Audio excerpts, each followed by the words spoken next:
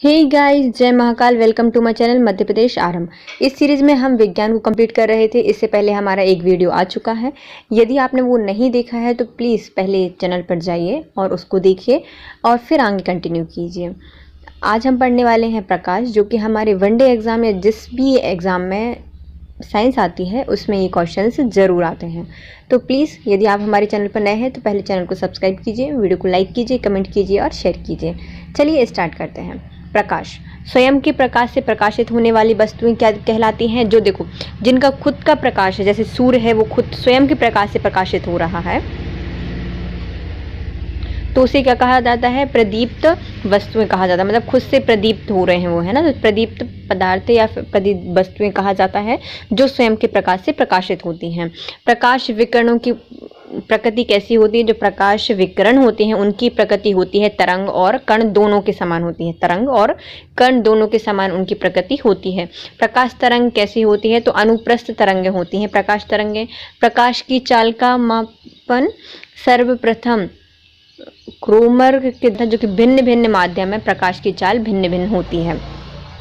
देखिए, सबसे पहले प्रकाश की जो चाल है उसका मापन किसने किया था? तो रोमन ने किया था।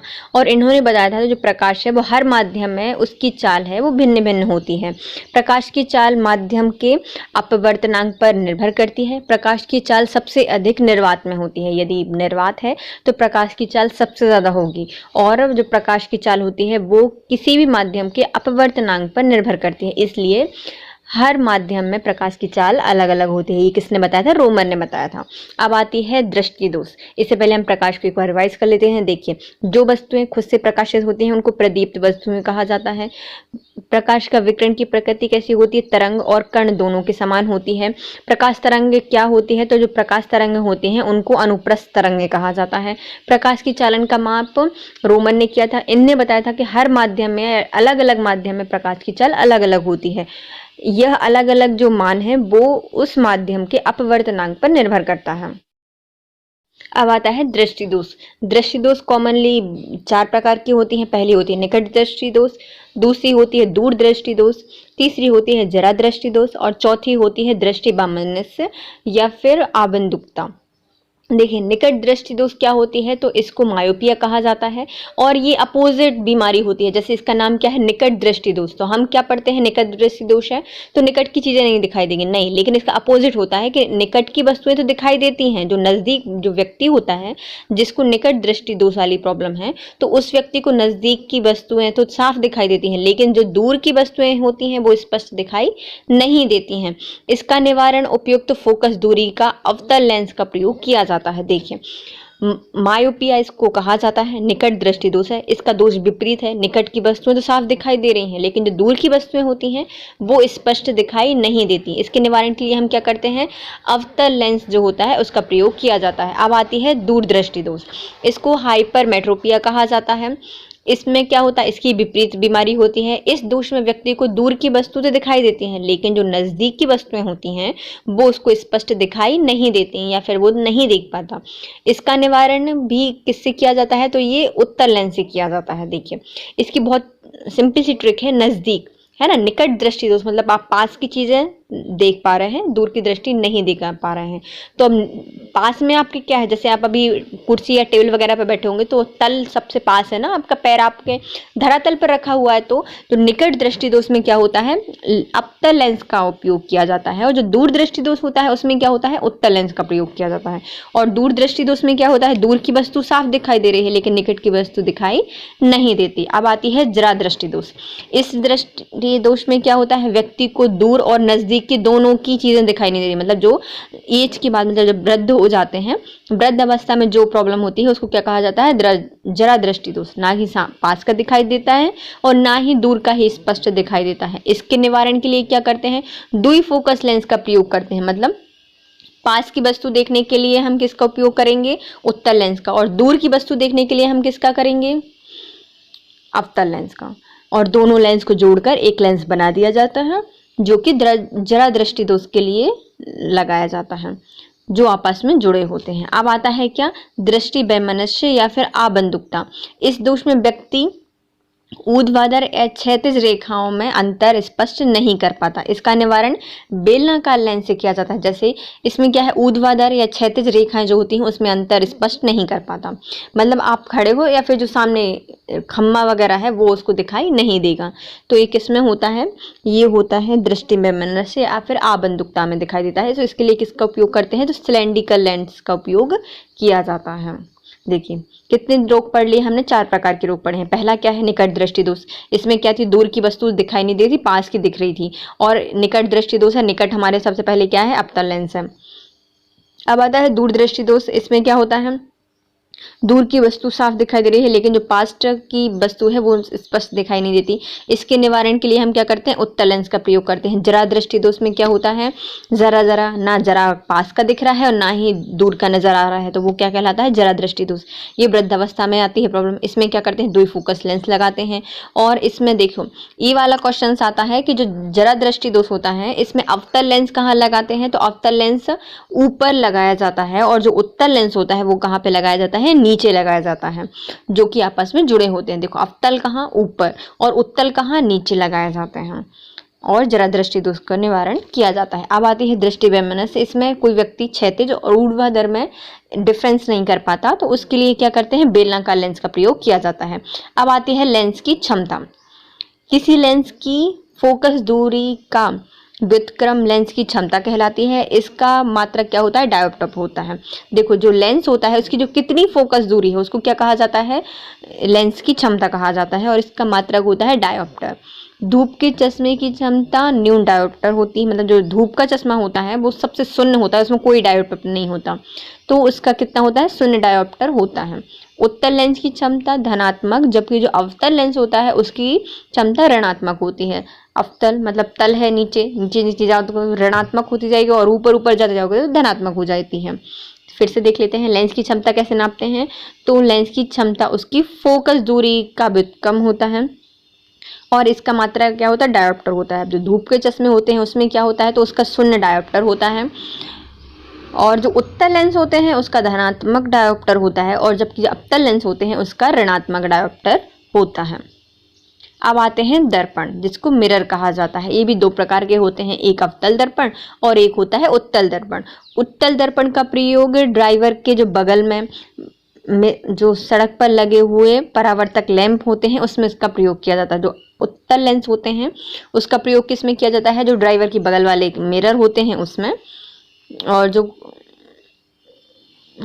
सड़क पे लगे हुए जो परावर्तक लैंप होते हैं उसमें उसका प्रयोग किया जाता है उत्तल लेंस का। अब आता है अवतल दर्पण का, अवतल दर्पण का प्रयोग सोलर कुकर में किया जाता है, घड़ियों की जो हेडलाइट होती है उसमें किया जाता है, सर्च लाइट में किया जाता है, दाढ़ी बनाने के लिए किया जाता है, और दाढ़ी बनाने में बड़ी फोकस दूरी वाला अवतल लेंस उपयोग किया जाता है। जो चिकित्सक होते हैं कान, नाक, गले की जांच करने के लिए भी अवतल दर्पण का प्रयोग करते हैं। उत्तल दर्पण में क्या होता है, जो ड्राइवर के बगल वाले कांच होते हैं उसमें, और जो परावर्तक लैंप होते हैं सड़कों पर लगे हुए उसमें उसका प्रयोग किया जाता है उत्तल का, क्योंकि ये क्या करता है, लाइट का प्रसार कर देता है, बढ़ा देता है। और जो अवतल दर्पण होते हैं ये क्या करता है, फोकस बनाता है किसी भी चीज़ पर, है ना, केंद्रित करता है। तो सोलर कुकर में इसका प्रयोग किया जाता है, गाड़ी की हेडलाइट में किया जाता है, सर्च लाइट होती है उसमें किया जाता है, दाढ़ी बनाने के कांच में इसका प्रयोग किया जाता है, और जितने भी चिकित्सीय होते हैं डॉक्टर, जैसे कि कान, नाक, गले की जांच करने के लिए भी हम अवतल दर्पण का प्रयोग करते हैं। अब आता है वाहनों की हेडलाइट में क्या प्रयोग किया जाता है। तो जो वाहन की हेडलाइट होती है इसमें उपयोग होती है परावलयीय दर्पणों का प्रयोग किया जाता है, परावलयीय दर्पणों का प्रयोग करते हैं वाहनों की हेडलाइट में। अब आते हैं समतल दर्पण या प्लेन मिरर किसे कहा जाता है। यदि 2 समतल दर्पण समानांतर स्थिति में रखे हों तो इनके बीच जो रखी हुई वस्तु होती है उसके प्रतिबिंब अनंत होते हैं। यदि 2 समानांतर दर्पण लंबवत स्थित होते हैं तो उनके बीच रखी वस्तु के प्रतिबिंब की संख्या कितनी होती है, 3 होती हैं। देखिए यदि कोई वस्तु है, यदि वो एक दूसरे के समांतर रखे हुए हैं तो वस्तु के इतने सारे प्रतिबिंब बनेंगे कि अनंत हो जाएंगे। लेकिन यदि 2 वस्तुओं की समतल पर दर्पण रखे हुए हैं, 2 समतल दर्पण रखे हुए हैं तो उनकी कितनी दूरी होगी, तो उसके प्रतिबिंब की संख्या 3 होती है।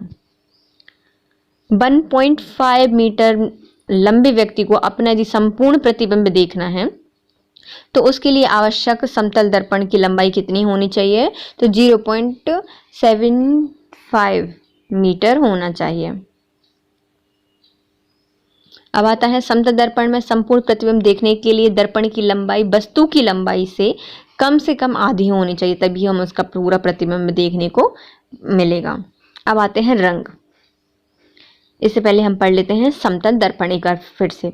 समतल दर्पण में क्या होता है, यदि दो दर्पण समानांतर रखे हैं तो उसके प्रतिबिंब अनंत होंगे, लेकिन यदि दो समतल पर रखे हुए हैं तो क्या होंगे, उसके 3 प्रतिबिंब बनेंगे। यदि कोई व्यक्ति 1.5 मीटर लंबा है तो उसके लिए यदि अपना प्रतिबिंब देखना है तो 0.75 मीटर उसके लिए लंबाई का दर्पण आवश्यक होगा। यदि व्यक्ति है उसको यदि अपना पूरा प्रतिबिंब देखना है अपने मिरर में तो उसके लिए कम से कम आधी लंबाई का या फिर आधी से ज़्यादा लंबाई का क्या होना चाहिए, दर्पण होना चाहिए। अब आते हैं रंग। रंग कई प्रकार के होते हैं, तो सबसे पहले आता है क्या, प्राथमिक रंग कौन कौन से होते हैं। तो प्राथमिक रंग हम 3 पढ़ते हैं, लाल, हरा और नीला। प्रकाश का जो रंग होता है वो किस पर निर्भर करता है, जो प्रकाश का रंग होता है वो तरंग दैर्घ्य पर निर्भर करता है। सबसे अधिक तरंग दैर्घ्य किसका होता है, लाल का होता है। तरंग दैर्घ्य, धैर्य से क्या होता है, पेशेंस। हम इसको ऐसे याद कर सकते हैं कि जो व्यक्ति का जितना ज़्यादा पेशेंस होगा वो व्यक्ति बहुत देर तक टिका रहेगा, है ना। तो सबसे ज़्यादा किसका तरंग दैर्घ्य होता है, तो लाल का तरंग दैर्घ्य होता है, इसलिए ये बहुत जल्दी विक्षेपित नहीं होता बल्कि स्थिर रहता है।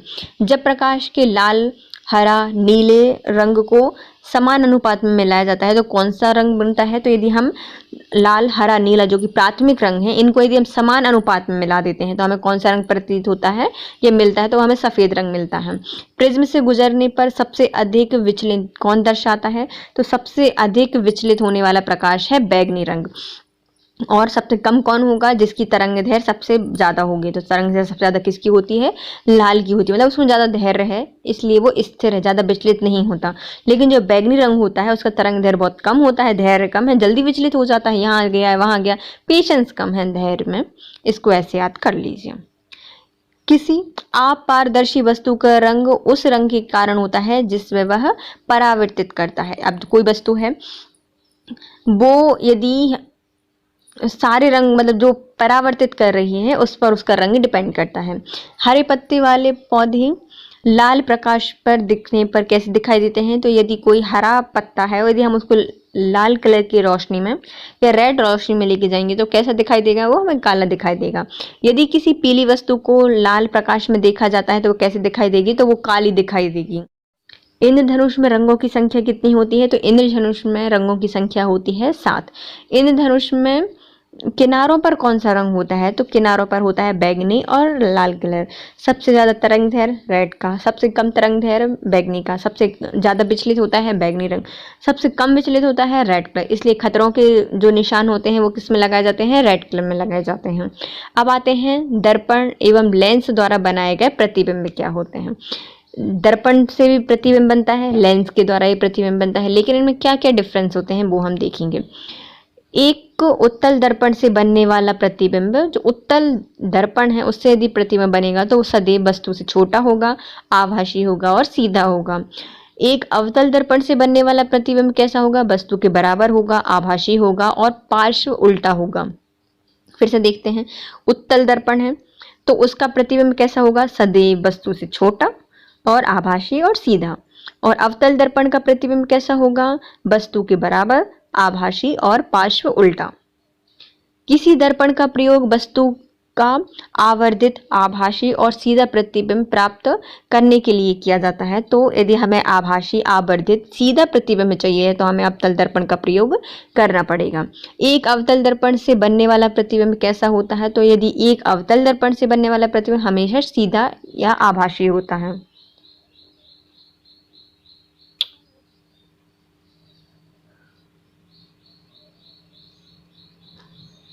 अब आता है क्या, हाँ, उत्तल लेंस द्वारा आभासी प्रतिबिंब की किसी स्थिति में बना प्रतिबिंब कैसा होता है। उत्तल लेंस द्वारा आभासी प्रतिबिंब वस्तु की किसी स्थिति में बना प्रतिबिंब होता है जब वस्तु प्रकाशित केंद्र या फोकस के बीच में रखी होती है। नेक्स्ट टॉपिक है ऊष्मा या हीट। अब हम ऊष्मा पढ़ते हैं। तो -40 डिग्री पर सेल्सियस और फ़ारेनहाइट के जो पैमाने होते हैं वो हमेशा क्या होते हैं, समान होते हैं। दोनों का तापमान समान होगा। कितना, -40 डिग्री पर सेल्सियस और फ़ारेनहाइट के पैमाने का तापमान समान होता है। ताप का ऐसा ही मात्रक क्या होता है, तो ताप का ऐसा ही मात्रक होता है केल्विन। 0 केल्विन या -273.15 डिग्री सेल्सियस को परम शून्य ताप कहा जाता है। इस तापमान पर पदार्थ के अणुओं की गति कैसी होती है, शून्य होती है। केल्विन में व्यक्त ताप को परम ताप कहा जाता है। जो केल्विन में व्यक्त ताप होता है उसको क्या कहा जाता है, परम ताप कहा जाता है। स्वस्थ मानव के शरीर का तापमान सेल्सियस पैमाने पर 37, केल्विन पैमाने पर 310 और फ़ारेनहाइट पैमाने पर 98.6 होता है। देखिए, कोई स्वस्थ मानव का शरीर है तो 3 प्रकार के पैमाने लिए जाते हैं, सेल्सियस, केल्विन और फ़ारेनहाइट। जब हम उसको सेल्सियस में मेजर करते हैं तो 37 डिग्री, केल्विन में करते हैं तो 310 डिग्री, और जब हम फ़ारेनहाइट में उसको मेजर करते हैं तो हमें 98.6 डिग्री प्राप्त होता है। मानव शरीर के तापमान का मान डॉक्टरी थर्मामीटर से करते हैं। जो मानव के शरीर है उसको हम कैसे करते हैं, थर्मामीटर से उसका तापमान ज्ञात करते हैं। केल्विन पैमाने पर परम शून्य ताप का मान क्या होता है, तो केल्विन पैमाने पर परम शून्य ताप का मान होता है 0 केल्विन। रंगीन कपड़े ऊष्मा का अवशोषक करते हैं अधिक। जो रंगीन कपड़े होते हैं वो ऊष्मा का अवशोषक करते हैं बहुत ज़्यादा, और जो सफ़ेद कपड़े होते हैं या सफ़ेद होते हैं वो क्या करते हैं, वो न्यूनतम करते हैं। इसलिए गर्मी के समय सलाह दी जाती है कि सफ़ेद कलर या लाइट कलर के कपड़े पहनने चाहिए। कोई पिंड ऊष्मा का अवशोषण करता है जब वह श्वेत और चिकना होता है। जब वो क्या करता है, अवशोषण कब करता है, जब वो मतलब श्वेत हो और चिकना हो। किसी श्वेत या चिकनी सतह कैसी होती है, तो कोई श्वेत और चिकनी सतह कैसी होती है, तो ऊष्मा की खराब अवशोषक और अच्छी परावर्तक होती है। मतलब यदि कोई चिकनी और बिल्कुल सफ़ेद सतह है तो हमें क्या करना पड़ेगा, या जो प्रकाश है वो क्या होगा, कम अवशोषण होगा, और क्या होगा, उससे टकरा के परावर्तन कर लेगा वो और चला जाएगा। कोई पिंड ऊष्मा का सबसे अधिक अवशोषण करता है जब वह काला हो और खुरदरा हो, तो उसका क्या कर लेगा, अवशोषण कर लेगा। धूप से बचने के लिए छाते में सबसे उचित रंग कौन सा होता है, तो हमें धूप से यदि बचना है तो हमें छाते का रंग लेना चाहिए। ऊपर का लाइट हो और जो नीचे का होता है वो काला होता है। मतलब नीचे का जो ब्लैक कलर होता है वो क्या करता है, ऊष्मा का अवशोषण करता है, और जो सफ़ेद मतलब श्वेत कलर होता है वो क्या करता है, ऊष्मा का परावर्तन कर देता है, ये निकाल देता है।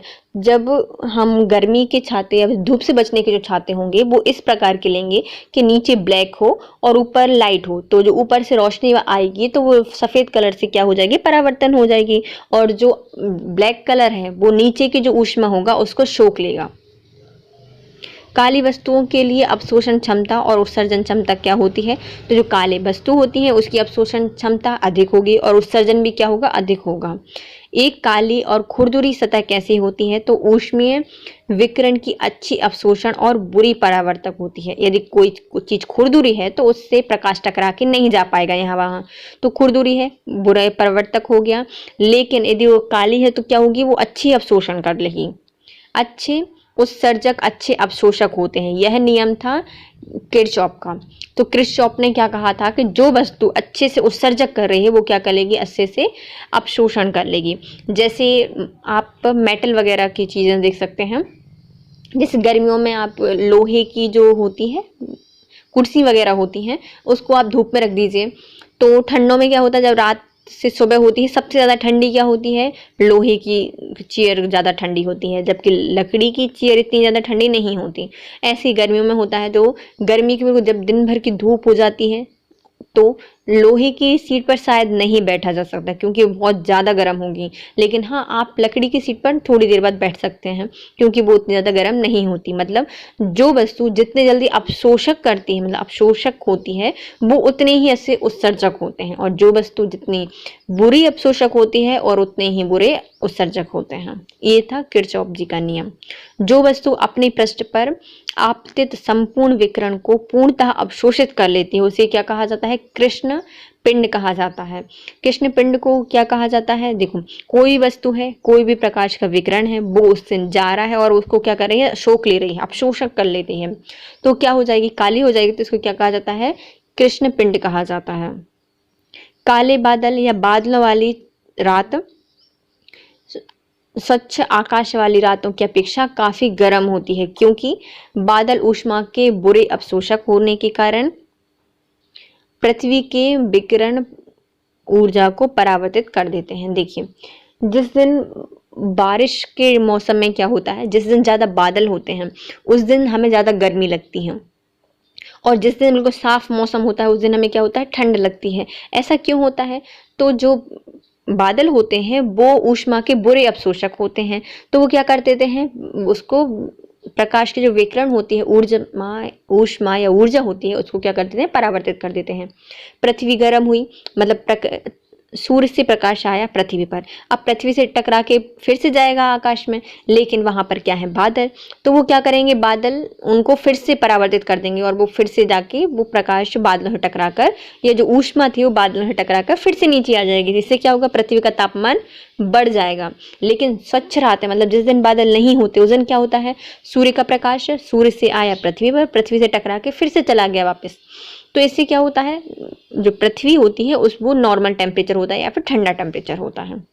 शीतकाल में बड़े कपड़े या फिर ऊन हमें गर्म रखते हैं, क्योंकि ये शरीर के ऊष्मा को बाहर जाने से रोकते हैं। तो जब ठंड आती है तो हम क्या करते हैं? मोटे मोटे कपड़े या फिर ऊनी कपड़े पहन लेते हैं, तो वो क्या करते हैं? जो शरीर की ऊष्मा होती है उसको बाहर जाने से रोक देती है। तो जैसे अभी पृथ्वी का था ना कि बादलों ने ऊष्मा को रोक दिया तो पृथ्वी क्या हो गई? गर्म हो गई। वैसे ही हमारे शरीर से बाहर जाने वाली जो ऊष्मा थी उसको हमारे जो कपड़े, ऊनी कपड़े होते हैं, वो रोक देते हैं, तो हमारे शरीर का टेम्परेचर कैसे होता है? तो गर्म हो जाता है। ऊष्मा संचरण की विधि क्या कहलाती है? तो ऊष्मा जो संचरण होता है, कोई भी ऊष्मा हो, वो 3 प्रकार से संचरण करती है। पहला होगा चलन, फिर दूसरा होगा संवहन और तीसरा होगा विकिरण। ठोसों में ऊष्मा का संचालन किस विधि से होता है? तो यदि कोई वस्तु ठोस है तो उसका संचालन विधि से संचालन होता है, चलन विधि से होता है। और गैस और द्रवों में ऊष्मा का संचरण होता है संवहन विधि से। और सूर्य से पृथ्वी पर ऊष्मा का स्थानांतरण होता है विकिरण द्वारा। देखिए, आपने चाय बनाई होगी, जब आप चाय बनाते हैं तो आपने पहले गैस चालू की, उसके ऊपर आपने कुछ पेन वगैरह रखा, जब वो गर्म होता है, पेन गर्म होता है, तो वो क्या होगा? चलन हो गया। मतलब लोहे से जो पेन से उसका हैंडल गर्म होना क्या कहलाता है? चलन विधि कहलाती है। तो ये किस में होती है?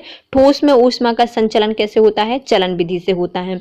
अब द्रव या फिर जो गैस होती है उसमें ऊष्मा का संचरण कैसे होता है? तो आप उसमें गैस में पैन में हम क्या डालेंगे? पानी और दूध डालेंगे। तो जब पानी गर्म होगा तो पानी में क्या होता है? पहले नीचे की लेयर गर्म होगी, फिर वो ऊपर आएगा, तो ऊपर की लेयर नीचे जाएगी, वो फिर से गर्म होगी, फिर से ऊपर आएगी। तो जो इसका संचालन है तो वो कैसे हो रहा है? वो संवहन क्रिया के द्वारा हो रहा है।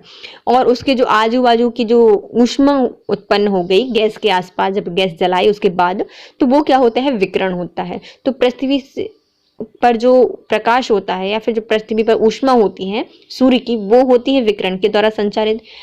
कोई गैस या फिर द्रव, उसमें संवहन होगा संवहन क्रिया के द्वारा, मतलब ऊष्मा का संचालन होगा। और जो ठोस होते हैं उसमें संचालन होगा चलन विधि के द्वारा। जल की विशिष्ट ऊष्मा का मान कितना होता है? तो जल की विशिष्ट ऊष्मा होती है 1 कैलोरी पर ग्राम। बंद कमरे में बिजली का पंखा चलने पर कमरे की वायु क्या हो जाती है? गर्म हो जाती है।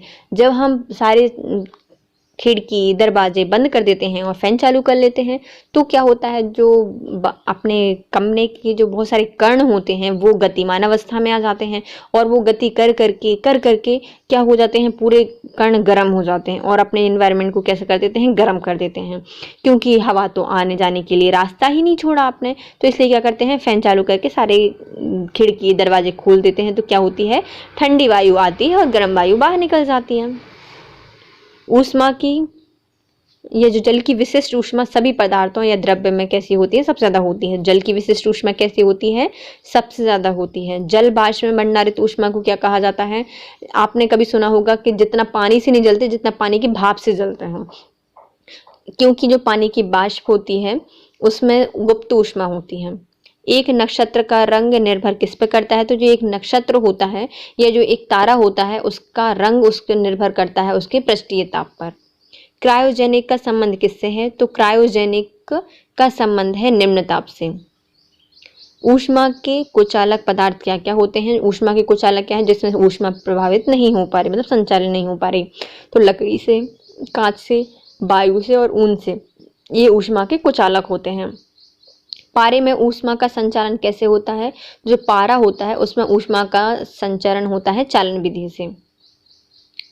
सेल्सियस पैमाने और केल्विन पैमाने का संबंध कितना है? तो जो सेल्सियस पैमाना और जो केल्विन पैमाना है उसका संबंध है K = C + 273 डिग्री। ऐसे पदार्थ जिनमें विशेष परिस्थितियों में विद्युत प्रतिरोधक शून्य हो जाता है तथा वे विद्युत के पूर्ण चलन बन जाते हैं, वे क्या कहलाते हैं? वो अतिचालक पदार्थ कहलाते हैं। ऐसे पदार्थ जिनमें विशेष परिस्थितियों में विद्युत प्रतिरोधक शून्य हो जाता है तथा वे विद्युत के पूर्ण चालक बन जाते हैं, उन्हें कहा जाता है अतिचालक पदार्थ। जल के किसी द्रव्यमान को 0 डिग्री सेल्सियस से जब 10 डिग्री सेल्सियस तक गर्म करने पर उसका आयतन में क्या परिवर्तन आता है? तो उसका आयतन पहले घटेगा उसके बाद बढ़ेगा। रेफ्रिजरेटर में थर्मोस्टेट का कार्य क्या होता है? तो जो रेफ्रिजरेटर होते हैं इसमें थर्मोस्टेट का कार्य होता है एक समान तापमान को बनाए रखना। थर्मोस्टेट मतलब थर्मो को स्टेट करना। 100 डिग्री सेल्सियस की बाष्प द्वारा उत्पन्न जलन उसी ताप के जल द्वारा उत्पन्न जलन से अधिक गंभीर होती है, क्योंकि जो बाष्प होती है उसके द्वारा ऊष्मा अधिक शोषी जाती है और उसमें क्या होती है? गुप्त ऊष्मा होती है, इसलिए जल से ज़्यादा हम बाष्प से जलते हैं। तेज हवा वाली रात्रि में ओस नहीं बनती, क्योंकि जो बाष्पीकरण होता है उसकी दर तेज हो जाती है। जब तेज हवा चलती है तो उस दिन बाष्पीकरण क्या होगा? ज़्यादा होगा और ओस नहीं बनेगी। कमरे में लगा हुआ वातानुकूलन मतलब एसी होता है वो क्या नियंत्रित करता है? तो वो केवल आर्द्रता एवं तापमान को नियंत्रित करता है। जब जल में साधारण नमक मिलाया जाता है तो पानी का जो क्वथनांक बिंदु होता है एवं हिमनांक बिंदु होता है उसमें क्या परिवर्तन होता है? तो जब भी कोई शुद्ध पानी में यदि नमक मिला दिया जाता है तो उसका क्वथनांक बढ़ जाता है और जो हिमनांक होता है वो घटने लगता है। पानी से भरी डाट लगी बोतल जमने पर टूट जाती है, क्योंकि जमने पर जो जल होता है उसका आयतन बढ़ जाता है। कोई मतलब जल है, वो जल को जब हम जमाते हैं या बर्फ बनाते हैं तो उसका आयतन क्या होता है? बढ़ जाता है। जब हम बोतल को अच्छे से टाइट करके और पूरी फुल भर के रखेंगे फ्रिज में तो जब उसका आयतन बढ़ेगा और उसके लिए स्पेस कम पड़ेगा तो बोतल को तोड़ देगा। रेफ्रिजरेटर में खाद्य पदार्थों खराब होने से बच जाते हैं, क्योंकि न्यून तापमान होने से जो जीवाणु होते हैं और जो फंगस होती है वो निष्क्रिय हो जाती हैं। क्योंकि जो फंगस और जीवाणु होते हैं उसके लिए एक स्टैंडर्ड टेम्परेचर आवश्यक होता है जिससे कि वो ग्रो कर सकें, लेकिन फ्रिज में ऐसा नहीं हो पाता। फ्रिज का तापमान बहुत कम होता है जिससे कि जो जीवाणु और जो फंगस वगैरह होती है वो उसकी जो ग्रोथ या क्रिया करने की क्षमता होती है वो कम हो जाती है। जब बर्फ पिघलती है तब उसका क्या होता है? देखिए, पानी था, पानी को हमने जमाया, बर्फ बनाया तो उसका क्या था? आयतन बढ़ गया। लेकिन जब वो बर्फ पिघलेगी, पानी बनेगी तो उसका आयतन क्या हो जाएगा? घट जाएगा। गर्म करने पर तरल पदार्थ का घनत्व कैसा हो जाता है? तो गर्म करने पर जो तरल पदार्थ होते हैं उसका घनत्व कम हो जाता है। कमरे को ठोस या ठंडा करने के लिए संपीड़ित गैसों को छोड़ते हैं। जो कमरा होता है यदि हम उसको ठंडा करना है तो हमें क्या कंप्रेस्ड गैस या संपीड़ित गैसों को छोड़ देंगे तो ठंडा हो जाएगा। यदि हवा का तापमान बढ़ता है तो उसकी जो जलवाष्प ग्रहण करने की क्षमता होती है वो क्या हो जाती है? बढ़ जाती है। यदि टेम्परेचर बढ़ गया, हवा का तापमान बढ़ गया तो जलवाष्प को ज़्यादा ग्रहण कर सकता है। वह थर्मामीटर जो 2000 डिग्री सेल्सियस पैमाने में प्रयुक्त होता है वो क्या है? तो 2000 डिग्री तापमान को यदि हमें मापना है तो हमें क्या करना पड़ेगा? पूर्ण विकिरण पायरोमीटर का उपयोग करना पड़ेगा। स्वचालित इंजन हेतु कौन सा एक हिमरोधी के तौर पर प्रयुक्त होता है? तो एथिलीन ग्लाइकॉल। स्वचालित इंजन जो स्वयं से चलने वाले इंजन होते हैं तो उसमें एक हिमरोधी के तौर में प्रयोग किया जाता है एथिलीन ग्लाइकॉल। ठंडे प्रदेशों में पारे के स्थान पर एल्कोहल को तापमापी पदार्थ के रूप में वरीयता दी जाती है, क्योंकि एल्कोहल का जो द्रव्यनांक होता है वो निम्नतर होता है। देखिए, जैसे नॉर्मल देश होते हैं, वहाँ पर यदि हमें टेम्परेचर नापना है तो हम पारे वगैरह से, जो अपने थर्मामीटर वगैरह होते हैं उससे नाप सकते हैं, जिसमें पारा होता है उससे हम आराम से उसको माप सकते हैं। लेकिन जिन प्रदेशों में बहुत ज़्यादा ठंड पड़ती है या वो ठंडे प्रदेश होते हैं, तो हम वहाँ पर पारे की जगह अल्कोहल का प्रयोग करते हैं, क्योंकि जो अल्कोहल होती है उसका जो जमने का बिंदु है या हिमनांक पॉइंट है, द्रवनांक निम्नांक होता है, वो निम्न होता है, इसलिए क्या अपन उससे नाप सकते हैं। पृथ्वी ऊष्मा की खराब अवशोषक और खराब विकिरण करती है। जो ऊष्मा पृथ्वी होती है वो क्या करती है, ऊष्मा की खराब अवशोषक होती है और खराब विकिरण करती है। अब नेक्स्ट टॉपिक है हमारा ताप। डॉक्टरी थर्मामीटर में पारे का प्रयोग किया जाता है, क्योंकि वह अपारदर्शी, चमकीला, तापमान के मान को पढ़ने के लिए आसान होती है तथा कांच से चिपकता नहीं है और ना ही बाष्पित होता है, अतः सही मापन कर सकता है। देखिए, हम बोल रहे हैं या फिर ये इनके द्वारा बोला जा रहा है कि थर्मामीटर में हम पारे का उपयोग क्यों करते हैं। तो जो पारा होता है वो अपारदर्शी होता है, मतलब हम उसको अच्छे से देख सकते हैं। चमकीला होता है तो हमें उस पता चल जाएगा कि कहाँ पे चमक रहा है। तापमान को माप को पढ़ने के लिए आसान होता है, कि जब वो गर्म होगा तो वो उतना ऊपर ऊपर ऊपर ऊपर जाता है, तो पढ़ने में आसानी होती है। कांच में चिपकता नहीं है, तो ये प्रॉब्लम नहीं आती कि वो यहीं चिपक के रह गया, वो तो ऊपर नीचे होता रहता है। ना ही बाष्पित होता है, ना ही वो ऊपर उड़ जाएगा, और हमेशा सही मापन करता है। ठंडे प्रदेशों में जहाँ पर न्यूनतम तापमान होता है या 40 डिग्री से भी नीचे होता है, -40 डिग्री से, वहाँ पर हम मरकरी का या पारे का उपयोग नहीं कर सकते। वहाँ पर किसका प्रयोग किया जाता है, अल्कोहल का प्रयोग किया जाता है, क्योंकि जो पारा होता है वो -39 डिग्री सेल्सियस पर जम जाता है, लेकिन जो अल्कोहल होता है वो -115 डिग्री सेल्सियस पर जमता है। नेक्स्ट टॉपिक है हमारा गति या मोशन। एक समान त्वरण से गिरती हुई लिफ्ट में व्यक्ति अपने आप में क्या अनुभव करता है, तो एक समान त्वरण से नीचे आती हुई लिफ्ट में जो व्यक्ति होगा उसको अपना भार कैसा प्रतीत होगा, हल्का प्रतीत होगा। समान चाल से चलने वाली वस्तु का त्वरण कैसा होता है, तो समान चाल से कोई चलने वाली वस्तु है तो उसका त्वरण होगा 0। परिक्रमा के दौरान उपग्रह जिस बिंदु पर पृथ्वी के सबसे निकट होते हैं उस बिंदु को क्या कहा जाता है, तो जब उपग्रह किसी भी सूर्य की या पृथ्वी की परिक्रमा कर रहा है, यदि उपग्रह है तो पृथ्वी की परिक्रमा करेगा, तो जब वह पृथ्वी के सबसे निकट होता है तो उस बिंदु को कहा जाता है पेरिजी। किसी निश्चित दिशा में इकाई समय में तय की गई दूरी क्या कहलाती है, तो किसी निश्चित दिशा में इकाई समय में तय की गई दूरी को कहा जाता है वेग। किसी नियम के किस नियम के अनुसार प्रत्येक ग्रह सूर्य के चारों ओर दीर्घवृत्ताकार कक्षा में परिक्रमा करते हैं तथा सूर्य ग्रह की कक्षा में एक फोकस दूरी पर स्थित होता है। केपलर का प्रथम नियम। केपलर का प्रथम नियम क्या कहता है कि केपलर का प्रथम नियम कहता है कि जितने भी ग्रह हैं वो सूर्य की दीर्घवृत्ताकार कक्षा में परिक्रमा कर रहे हैं तथा सूर्य ग्रह की कक्षा के एक फोकस दूरी पर स्थित है। सूर्य के चारों ओर चक्कर लगाते समय ग्रह का वेग कैसा होता है, जब सूर्य के चारों ओर ग्रह चक्कर लगाता है तो उसका वेग अधिक होता है, और जब सूर्य के समीप आता है तो क्या हो जाता है, अधिक हो जाता है। जब भी कोई ग्रह सूर्य की परिक्रमा करता है तो जब सूर्य से दूर जाता है, दीर्घवृत्ताकार पथ पे घूम रहा है, तो दीर्घवृत्ताकार मतलब दीर्घ में जाता है, दूर होता है, तो उसकी गति थोड़ी सी कम हो जाती है। लेकिन जब वो पास में आता है तो सूर्य के गुरुत्वाकर्षण बल के कारण उसकी गति क्या हो जाती है, अधिक हो जाती है। सूर्य से अधिक दूरी पर स्थित ग्रह की परिक्रमण काल कैसा होता है, जो पृथ्वी सूर्य से अधिक दूरी पर स्थित होगा तो उसका परिक्रमण काल सिंपल सी बात है अधिक होगा। सूर्य के निकट पर स्थित ग्रहों का परिक्रमण काल कैसा होता है, तो जो निकट के होते हैं परिक्रमण काल, तो वो सूर्य के पास हैं और उसका जल्दी चक्कर लगा लेंगे, तो जो पास में ग्रह होते हैं सूर्य के वो उनका परिक्रमण काल कम होता है, और जो ग्रह सूर्य से दूर स्थित होते हैं उनका परिक्रमण काल अधिक होता है।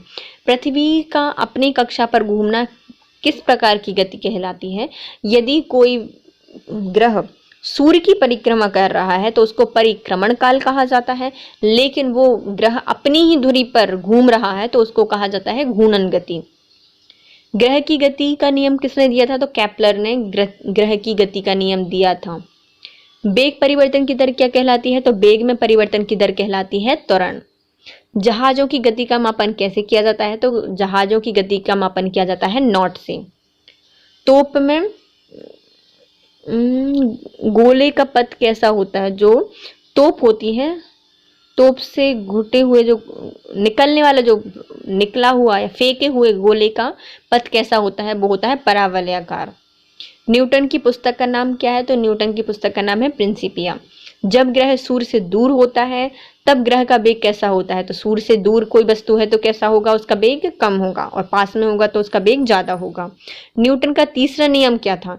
न्यूटन जी का 3 नियम दिए थे, तो तीसरा नियम कहता है कि प्रत्येक वस्तु के बराबर तथा विपरीत दिशा में प्रतिक्रिया होती है। इसका उदाहरण है बंदूक से गोली चलने पर पीछे की ओर झटका लगना, और रॉकेट का आगे बढ़ने क्या कहलाता है? न्यूटन का तीसरा नियम कहलाता है। तो न्यूटन का तीसरा नियम था कि किसी भी क्रिया, मतलब हर क्रिया की बराबर परंतु विपरीत दिशा में प्रतिक्रिया भी होती है। जैसे आप दीवार में धक्का लगा रहे हैं तो वो पीछे क्यों नहीं मतलब गिर रही है? क्योंकि दीवार भी आपके ऊपर उतनी ही बराबर बल आपके ऊपर आरोपित कर रही है, इसलिए वो पीछे की ओर नहीं जाती। तो ये कहलाता है न्यूटन का तीसरा नियम। इसके सबसे फेमस है जो रॉकेट है उसका ऊपर जाना, क्योंकि रॉकेट से इतनी तीव्र मात्रा में गैसें निकलती हैं तो वो पृथ्वी पर एक बल आरोपित करती हैं। पृथ्वी भी उसके अगेंस्ट में, विपरीत में उसी के बराबर एक बल आरोपित करती है, जिससे कि रॉकेट क्या होता है? ऊपर चला जाता है। ऐसी बंदूक की गोली जब चलाई जाती है तो वो इतनी स्पीड से निकलती है कि वो उतना ही बल पीछे भी आरोपित करती है, जो पीछे वाला व्यक्ति होता है उसको झटका लगता है। पृथ्वी का पलायन वेग कितना होता है? तो पृथ्वी का पलायन वेग होता है 11.2 किलोमीटर पर सेकंड।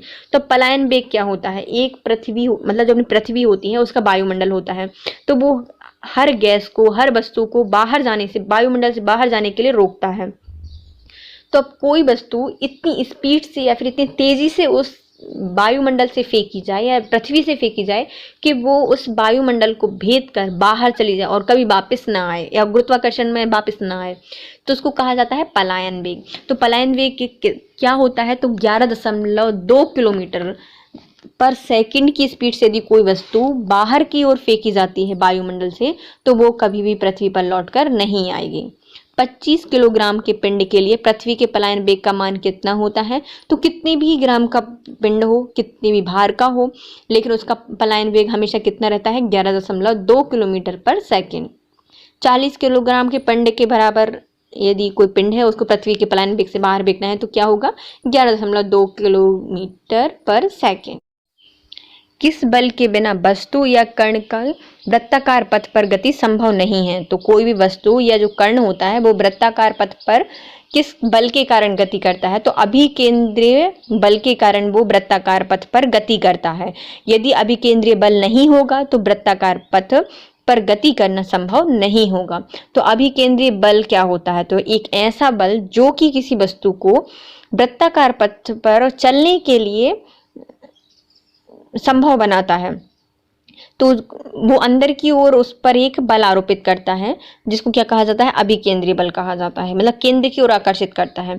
अभिकेंद्रीय बल के उदाहरण क्या है? पृथ्वी का सूर्य के चारों ओर चक्कर लगाना अभिकेंद्रीय बल के कारण संभव होता है। इलेक्ट्रॉन का नाभिक के चारों ओर घूमना, चौराहे पर मुड़ते समय साइकिल सवार का झुक जाना क्या कहलाता है? केंद्रीय बल के, अभिकेंद्रीय बल के उदाहरण है। अब आता है एक अपकेंद्रीय बल के उदाहरण। देखिए, 2 बल आरोपित होते हैं। जब भी कोई वस्तु एक वृत्ताकार पथ पर गति कर रही है तो उस पर 2 बल आरोपित होते हैं, जिसके कारण वो स्थित रहती है, मतलब एक जगह पर स्थिर रहती है या फिर गति कर पाती है। तो एक केंद्र की ओर लगता है जिसको कहा जाता है अभिकेंद्रीय बल। लेकिन कुछ वैज्ञानिकों ने माना है जब वो अभिकेंद्रीय बल, मतलब अंदर की ओर खींचने वाला एक बल है जो किसको घुमा रहा है, वो यदि इतना पावरफुल होता तो क्या वस्तु ऐसा नहीं होता सकता कि वो अपने वृत्ताकार पथ से हटकर केंद्र की ओर चली जाए, पूरी ही केंद्र की ओर चली जाए। जैसे इलेक्ट्रॉन है, वो गति कर रहे हैं, गति करते करते सीधे नाभिक में चले जाएं, ऐसा हो सकता था ना, क्योंकि अभिकेंद्रीय बल लग रहा है उस पर, केंद्र की ओर जो खींच रहा है, लेकिन ऐसा नहीं होता। तो एक काल्पनिक या आभासी बल भी उस पर लगता है जिसको कहा जाता है अपकेंद्री बल, जो कि उसको बाहर की ओर खींचता है, या फिर अभिकेंद्री बल के अपोजिट खींचता है, जो उसको क्या क्या करता है, स्थिर रखता है, कि उसको केंद्र की ओर जाने के से रोकता है। तो ये कहलाता है अपकेंद्री बल। अब अपकेंद्री बल के उदाहरण क्या होते हैं? तो कपड़े सुखाने की जो मशीन होती है, वॉशिंग मशीन वगैरह, इसमें अपकेंद्री बल का उपयोग किया जाता है। जब अपकेंद्री बल के कारण मशीन, कपड़े वाली मशीन कपड़े को बहुत तेजी से घुमाती है, तो कपड़े जो उसकी बाहर की जाली लगी होती है उसमें जाके टकराते हैं, वो रुक जाते हैं, लेकिन पानी बाहर निकल जाता है। दूध के मथने से जो मक्खन से निकालने की जो मशीन होती है, मक्खन निकालने की मशीन, उसमें भी अपकेंद्री बल का उपयोग किया जाता है। ड्राई क्लीनिंग में अपकेंद्री बल का प्रयोग होता है, और जो सर्कस में जो मौत के कुएं होते हैं वहां पर भी अपकेंद्री बल मिलता है। अब आता है आपेक्ष गति के उदाहरण क्या हैं? तोप से छूटी हुई गोले की गति आपेक्ष गति कहलाती है। ईंधन समाप्त हो जाने के बाद रॉकेट की गति आपेक्षिक गति कहलाती है। हवाई जहाज से गिराए गए बम्बे की गति, छत पर खड़े होकर क्षैतिज दिशा में फेंकी गई गेंद की गति, और बल्ले द्वारा टकराई गई गेंद की गति क्या कहलाती है? आपेक्षिक गति कहलाती है। अब आती है घूर्णन गति के उदाहरण क्या हैं? कोई वस्तु घूम रही है तो उसके उदाहरण क्या होंगे? पृथ्वी का अपने कक्ष पर घूमना, लट्टू का नाचना, पंखे की ब्लेड की गति क्या कहलाती है? घूर्णन गति के उदाहरण हैं। यदि एक गेंद को छत से नीचे गिराया जाता है, ठीक उसी समय एक दूसरी गेंद को क्षैतिज दिशा में फेंका जाता है, तो दोनों गेंदें पृथ्वी पर अलग अलग स्थानों पर परंतु एक ही साथ पहुंचेंगी। यदि कोई वस्तु छत से गिराई जा रही है और उसी समय एक वस्तु दूसरी गेंद को क्षैतिज दिशा में फेंका जा रहा है, तो क्या होगी? वो वस्तुएं अलग अलग गिरेंगी लेकिन एक ही समय पर गिरेंगी। तोप से छोटे गोले का गमन पथ तो परावलय होता है, परंतु बहुत दूर तक मार करने वाली मिसाइलों का गमन पथ परावलय नहीं होता। जब हम तोप से कोई गोला फेंकते हैं तो उसका मार्ग कैसा होता है? परावलयाकार होता है। लेकिन यदि हम दूर मार करने वाली जो मिसाइल होती हैं उनको फेंकते हैं तो उसका मार्ग परावलयाकार नहीं होता। पिंड का अधिकतम प्रयास जो परास होता है प्राप्त करने के लिए पिंड को 45 डिग्री पर प्रक्षेपित किया जाना चाहिए। जो पिंड होता है, जैसे भाला वगैरह फेंकते हैं, तो यदि 45 डिग्री पर फेंका गया है तो वो बहुत दूर तक जाता है। तो यदि उसको उच्चतम या अधिकतम परास प्राप्त करना है तो उसको 45 डिग्री सेल्सियस पर 45 डिग्री पर उसको फेंकना पड़ेगा। यदि कोई पिंड ठीक पृथ्वी तल के बजाय तल के कुछ ऊपर उठाकर फेंका जाता है, तब पृथ्वी पर अधिकतम परास प्राप्त करने के लिए उसे 45 डिग्री से कुछ छोटे कोण पर फेंकना चाहिए। जैसे भाला फेंकते समय, चक्का फेंकते समय अधिक परास प्राप्त करने के लिए प्रक्षेप को क्षैतिज दिशा के 45 से कुछ छोटे कोण पर फेंकना पड़ता है। यदि जब हम वस्तु को फेंकते हैं तो 45 डिग्री परास पर फेंकना चाहिए, वो ज़्यादा अधिक दूरी पर जाएगी। लेकिन यदि हम पृथ्वी से थोड़े तल के ऊपर उठाकर कोई वस्तु को फेंकते हैं तो उसके जो 45 डिग्री होता है उसके कम पे फेंका जा सकता है। पिंड को चाहे थीटा कोण पर प्रक्षेपित करें अथवा 90 से थीटा कोण तक पर प्रक्षेपित, दोनों दिशाओं में क्षैतिज परास क्या होता है? वही रहता है। क्षैतिज वृत्त में अचल चाल से घूमती हुई एक वस्तु के लिए क्या नियत रहता है? तो क्षैतिज वृत्त में अचल चाल से घूमती हुई वस्तु के लिए गतिज ऊर्जा उसकी नियत रहती है। क्षैतिज वृत्त में घूमने वाली वस्तु की गति ऊर्जा प्रत्येक स्थान पर समान रहती है। क्या ऊर्ध्वाधर में भी वह कथन सत्य है? नहीं, ऊर्ध्वाधर में उसकी जो गतिज ऊर्जा है वो वही नहीं रहती, बल्कि क्षैतिज दिशा में उसकी गतिज ऊर्जा प्रत्येक स्थान पर समान होती है। एक कण समान चाल से वृत्ताकार पथ पर चल रहा है, कण के त्वरण की दिशा क्या होगी? तो जो एक कण है वो यदि समान चाल से वृत्ताकार पथ पर चल रहा है तो उसकी त्वरण की जो त्रिज्या होगी वो त्रिज्या के समान ही होगी। त्वरण की दिशा कैसी होगी? त्रिज्या के समान होगी। एक कण असमान चाल से वृत्ताकार पथ पर चल रहा है तो कण के त्वरण की दिशा क्या होगी? तो सदैव उस वृत्त के केंद्र की ओर होगी। ये देखिए, अब दो कण हैं, एक कर्ण समान चाल से वृत्ताकार पथ पर चल रहा है तो उसका त्वरण कैसा होगा, तो जो उसकी त्रिज्या के साथ उसका त्वरण की दिशा होगी। लेकिन यदि एक कर्ण असमान गति में असमान चाल में वृत्ताकार पथ पर चल रहा है तो जो कर्ण का त्वरण होता है उसकी दिशा होगी कहाँ, हमेशा वृत्त के केंद्र की ओर होगी। एक कर्ण एक समान चाल से वृत्ताकार पथ पर चल रहा है, पथ के प्रत्येक बिंदु पर कर्ण के वेग की दिशा कैसी होती है, तो एक कर्ण यदि एक समान चाल से वृत्ताकार पथ पर चल रहा है तो पथ के प्रत्येक बिंदु पर कर्ण के वेग की दिशा होती है पार्श्व रेखीय। यदि लिफ्ट ऊपर जा रही है, उस एक व्यक्ति का भार लिफ्ट के अपने भार का दुगना होता है, उस दिशा में लिफ्ट का त्वरण क्या होगा, तो -g। एक वस्तु का द्रव्यमान भौतिक तुला में मापने पर एक स्थिर लिफ्ट में m पाया जाता है और वहीं लिफ्ट a के त्वरण के ऊपर जाने पर उस वस्तु के द्रव्य का मापन क्या होगा, तो m कोष्टक में 1 + E/g। आपेक्षिकता के विशेष सिद्धांत के अनुसार किस कण का द्रव्यमान एक प्रेरक के संबंध में वेग में बढ़ोतरी के साथ बढ़ता है। आपेक्षिकता के विशेष सिद्धांत के अनुसार क्या होता है, जो एक कण होता है उसका द्रव्यमान एक प्रेरक के संबंध में वेग में बढ़ोतरी के साथ बढ़ता है। एक समान वेग से चलती हुई गाड़ी में एक व्यक्ति प्लेटफॉर्म पर एक गेंद गिराता है तो प्लेटफॉर्म पर खड़े दूसरे व्यक्ति या एक प्रक्षेपक द्वारा देखे जाने पर गेंद का पथ कैसा होगा, तो ये परावलय होगा।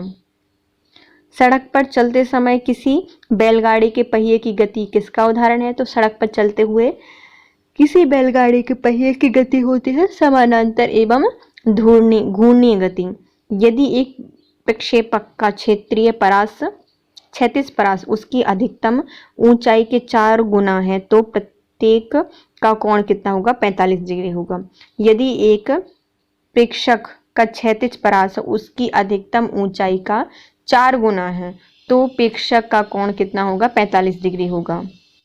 आज की क्लास हमारी यहीं तक। अब हम इसकी नेक्स्ट वीडियो में आगे की क्लासेस कंप्लीट करेंगे। यदि गाइस आपको हमारा वीडियो थोड़ा सा भी यूज़फुल लगा है तो प्लीज़ वीडियो को लाइक कीजिए, कमेंट कीजिए और शेयर कीजिए और चैनल को सब्सक्राइब कीजिए। Thank you so much. Have a nice day.